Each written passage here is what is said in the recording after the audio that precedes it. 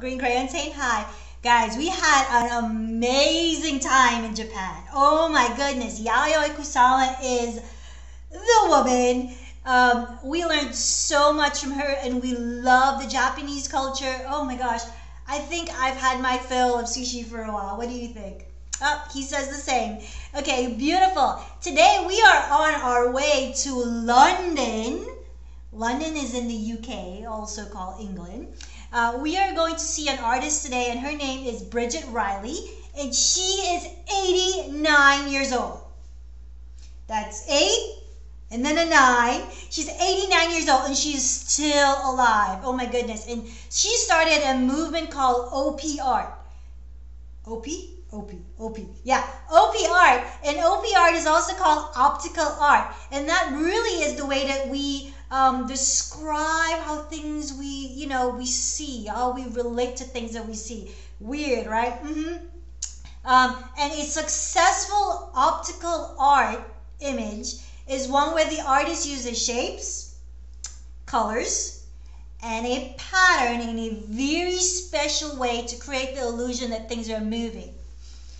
Kind of like me right now. See, I got these stripes on my shirt, and I'm creating a movement. Ooh, okay, I'm blurring. Yeah. Okay, no, not too funny. Okay, yeah. Green Crayon thinks I'm not funny either. Okay, we'll see who goes into the suitcase. Okay, I'm just kidding. I like you, Green Crayon. All right. So Bridget Riley was born in 1931. 1931, and she was born in Norwood, London. And before she became a full-time artist, she was a teacher. Hey, I know a teacher. And she also worked in advertising. And in the 1950s, when she was about 20 odd years old, she started painting stuff in a very semi-impressionistic way. And for those of you who don't, those are two very big words that I use. Semi-impressionism means that she created the illusion that it was there, but it really wasn't there by use of her brushstrokes. We get more in depth with that as the year goes on. And then she moved on to something called pointillism. And pointillism is that technique where, influenced by a guy called George Seurat, where you create these like little teeny tiny dots with your paintbrush, super teeny tiny. And when they kind of mesh in, it looks like it created a different color, but it really didn't because they're all using as primary colors. It's really super awesome. Anyway, so she did pointillism as well, but she did mostly landscapes.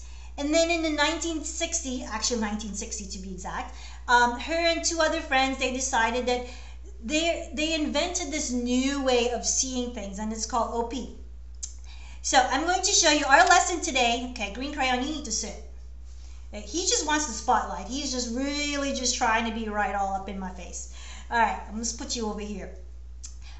Today's lesson, we are going to create our version of OP, optical art, and we are creating the illusion that our hand is trying to come out of the paper. Okay, so you will need, can you help me, Green Crayon? You'll need paper. You'll need a pencil. You'll need some form of color. Today I'm going to use markers. I'm using 3 different colors. I'm using red, yellow, and blue. Oh, very good. They are the primary colors. Those are the colors that I'm going to use. If you want to use just pencil and paper, that's okay too.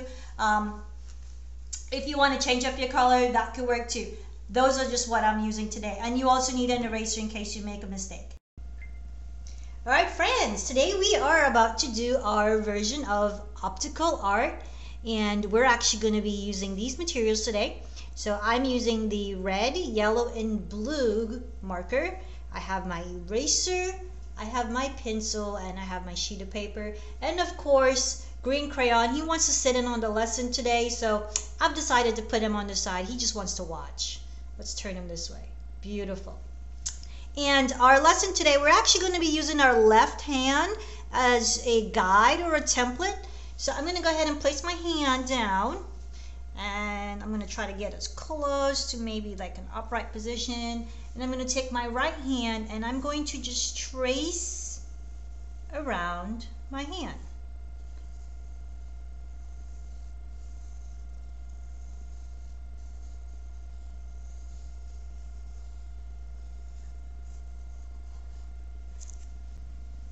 Okay, so now we have our hand, and I'm going to start at the top, and I'm going to do some horizontal lines.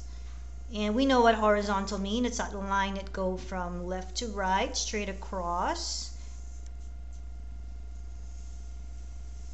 We use that word horizontal line when we're describing our horizon, which divides our sky from our earth. So right about here, you see where it touches the finger. I'm going to skip that space, but I'm going to pretend that it's going through. We'll come back and fix that. And we're going to keep going. Whoops. Went straight through that finger. And here we go. If you'd like to use a ruler because you want your line to be very, very straight and accurate, you can use a ruler with this. I'm going to not use the ruler today.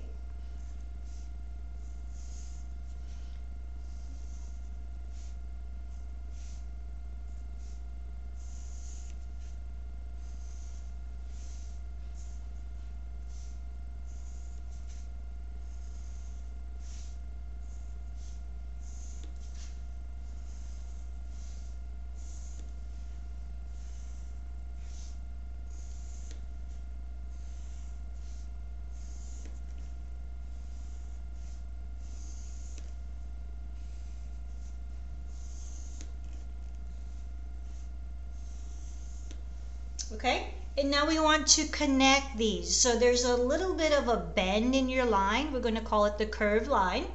And our curved line really is a connecting line between the line that stops right where your hand is and where it reappears. So that curved line is going to look something like this. There's one. And this is going to help us create the illusion that your hand is coming out of the paper and it's coming towards you, right? So wherever you have these lines, you want to keep those lines very consistent. You don't want to have one loop or one curve looking overextended as opposed to the other one.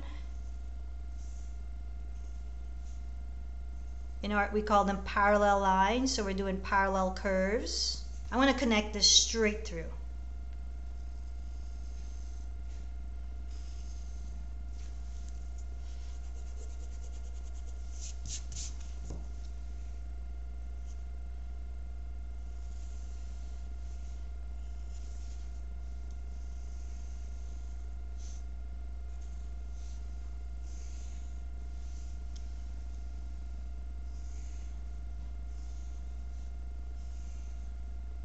And remember, OP art is actually short for optical art, and this is the way we describe things as we relate to how we see it.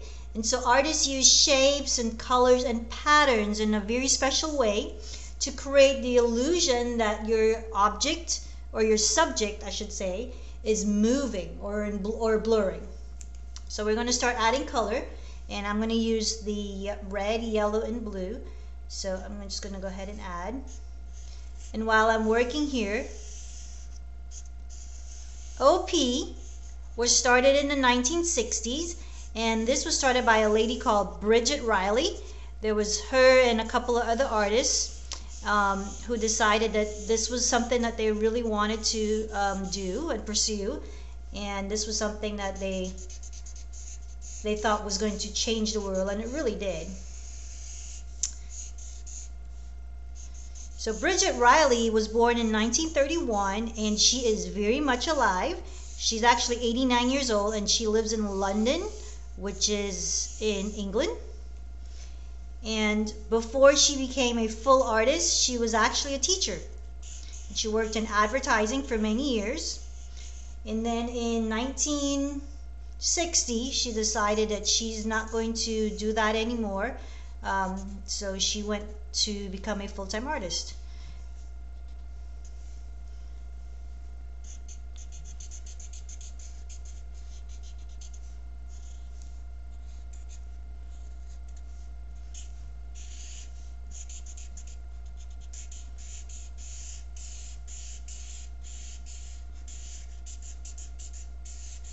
And really you can use markers, color pencils, whatever you have to fill. So I'm going to go ahead and fill this space here. What I'm going to do is actually press a little bit darker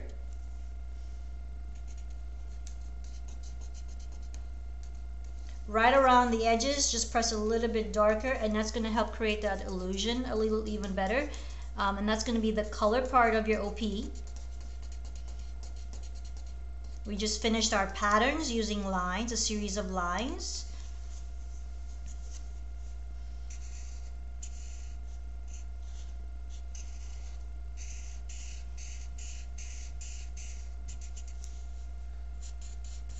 And anywhere that you have in the hand, you can put a little extra ink in there.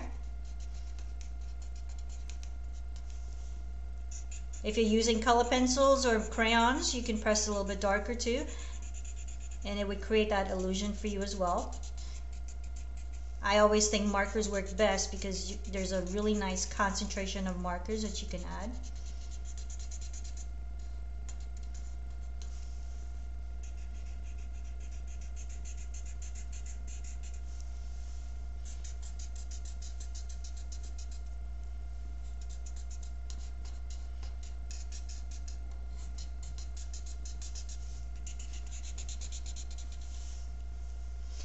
So right now these are about a little bit darker, so you can see where it looks like the finger is starting to come away from the paper.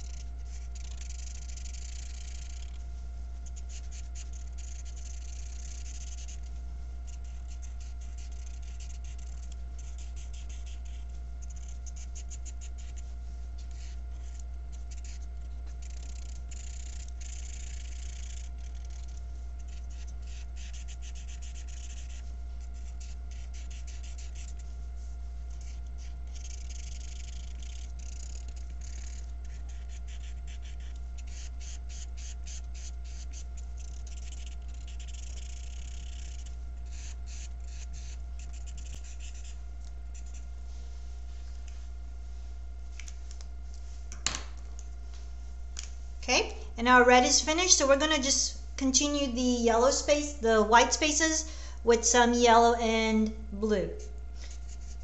And this is just to help add to the illusion, the optical art. Remember, optical art is created when artists use shapes, colors, and patterns in a very systemized, very strategic way to create the illusion that something is moving or blurring. And in this instance, I want to create the illusion that my hand is moving away from the paper and towards you.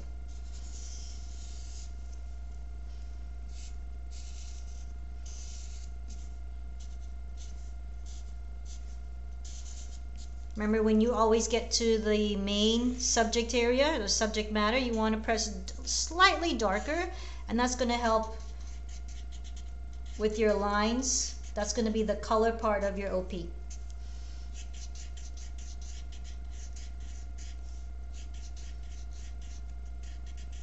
And the reason that I use markers today to demonstrate this is because the markers really sink in that concentration of ink.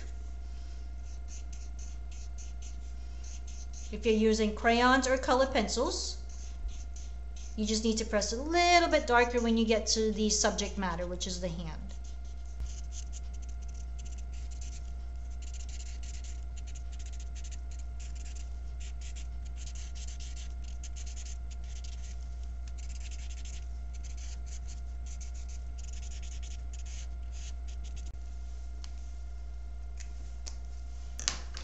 Okay, and our last color is going to be yellow.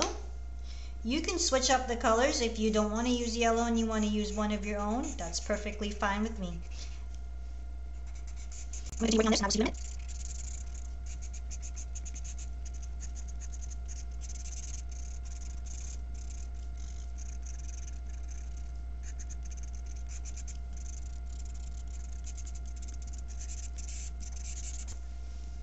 And there you have it. This is our version of our optical art, also called OP art. And we just created the illusion that our hand is coming away from the paper and coming closer to us. I had so much fun doing optical art, y'all. So we will see you next week. We had an amazing time this week. We can't wait to see your artwork. Don't forget to take a photo and upload it to artsonia.com. Your student login code is going to be SMJJ SNFF. Thank you, Green Crayon. I forgot it for a second there. All right. Have a great week, y'all. See you later.